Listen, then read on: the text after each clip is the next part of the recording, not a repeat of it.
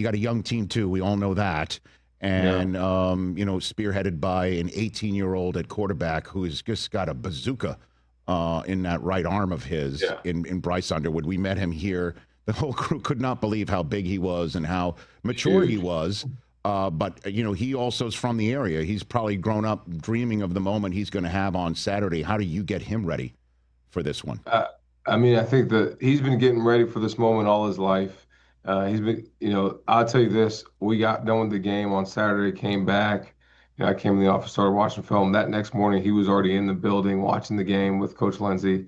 That night, he stayed here till about 11:45 at night. Monday, he was in there in the morning before class. After practice, he was in there last night.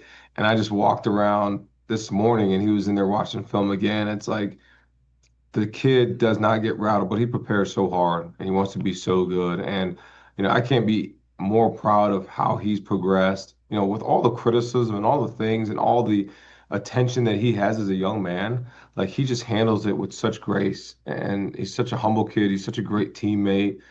And the players, they've definitely surrounded him and taken care of him and brought him into the family. And he's earned the trust of everybody around him because of how hard he works, how hard he prepares. And it's exciting to watch. And the preparation will just have to continue.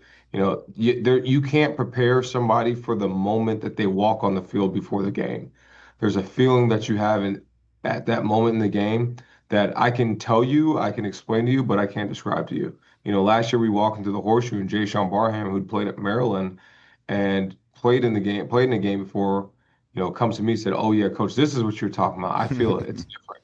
Mm-hmm. So like, there's a feeling in this game that you cannot describe, that you just have to feel it, and you have to let the players feel that. It's like putting on your favorite song in your earpiece in your headset, on your AirPods before the game, or your Beats, and listening to it and getting hyped up before a game. That's the feeling that you're going to get. It's something you can't describe, and you just have to let everybody handle it and feel it themselves. Well, moments ago, Coach, you mentioned the first few games of the year, the opponents that you had. How is Bryce different now than he was then? What's he improved in?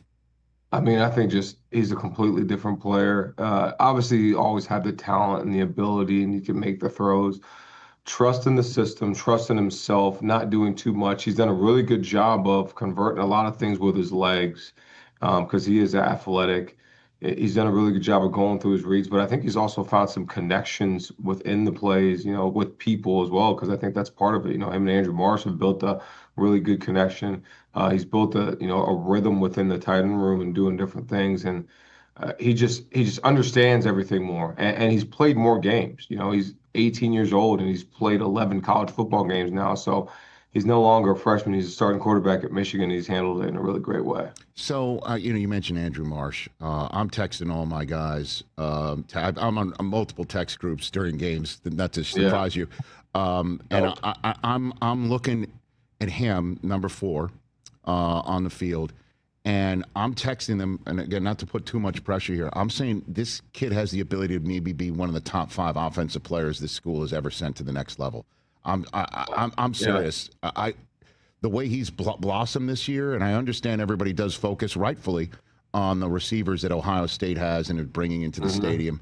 But this kid is really special, and I'm wondering, you put him out there on punt returns now as well, kickoffs also. What are you seeing out of him that you think you can get out of him on Saturday, Coach? I think he can be extremely special. He's so smart. He works so hard. He's so tough. His story is incredible. Lost his dad from a very, very young age. And it's him, his mom, his 2 sisters, and the kid plays like he plays like he has a chip on his shoulder. He prepares that way. He's uber talented, but he's an outstanding human being, an outstanding kid. So him and Bryce have always been close throughout the recruiting process, throughout just in spring. And now the talent and the things we are seeing that happen in practice are coming to fruition in games.